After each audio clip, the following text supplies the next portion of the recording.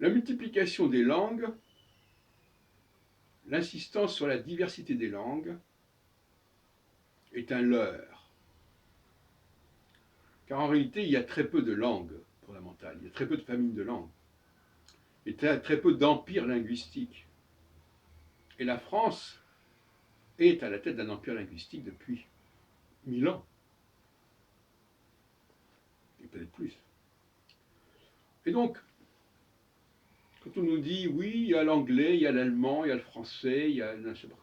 C'est une plaisanterie.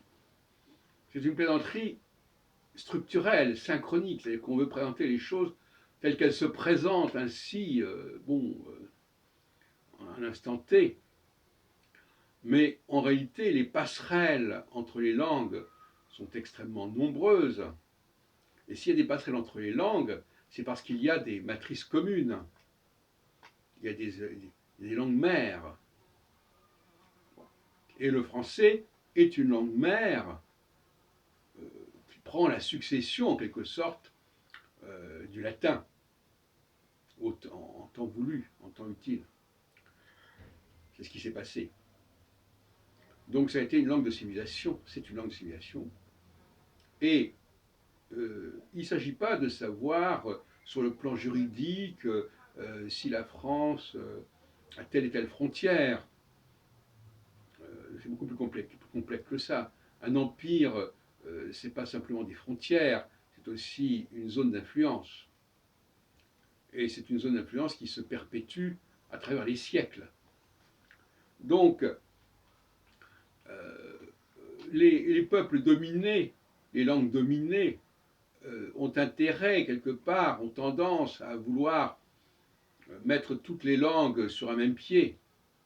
Mais c'est une stratégie qui ne fait pas illusion. On ne peut pas mettre sur le même pied le français et l'anglais, par exemple, puisque l'anglais est largement tributaire du français depuis des siècles. Donc déjà, c'est une présentation qui est... voilà, c'est comme si on mettait le père au même niveau que les enfants, la mère. Donc ça, c'est déjà tout à fait malhonnête comme présentation.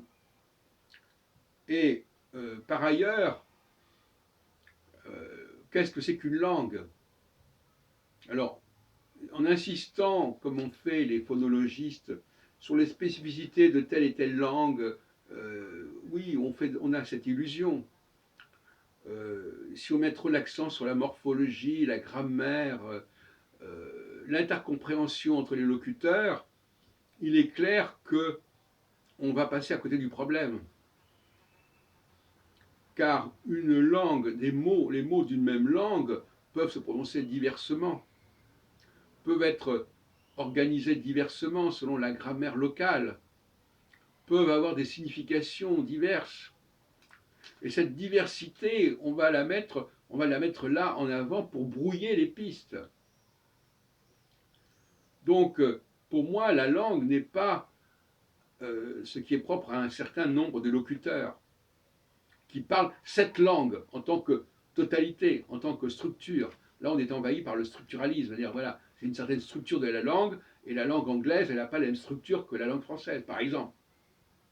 Mais si on laisse tomber cette question de la structure, des diversités structurelles, et si on met l'accent sur la diachronie, c'est-à-dire sur l'histoire des langues, sur les emprunts, les endettements d'une langue par rapport à une autre, le rayonnement d'une langue par rapport à une autre, le rayonnement d'une langue, c'est pas simplement le fait que les gens parlent cette langue, c'est aussi que d'autres langues sont issues de cette langue-là, soit parce qu'elles sont dérivées de cette langue-là, soit parce que, à un moment donné, elles ont été colonisées, elles sont mises sous le contrôle de cette langue. Et ça laisse des marques, ça laisse des traces majeures que personne ne saurait contester. Vous imaginez bien que si toutes les langues étaient différentes, il y aurait pas de cette, on ne passerait pas ainsi d'une langue à une autre. Si on prend par exemple la question de la traduction d'un texte anglais en français ou d'un texte français en anglais, c'est quelque chose qui est de l'ordre de la routine quelque part. On va dire, c'est à 80% les mêmes mots qui reviennent, avec des variantes, mais ce sont les mêmes mots. Alors qu'on n'est pas, ce sont des langues différentes. Donc il faut bien comprendre qu'il y a la lutte des classes, hein, le combat dominant-dominé, il envahit également l'espace scientifique et notamment l'espace linguistique.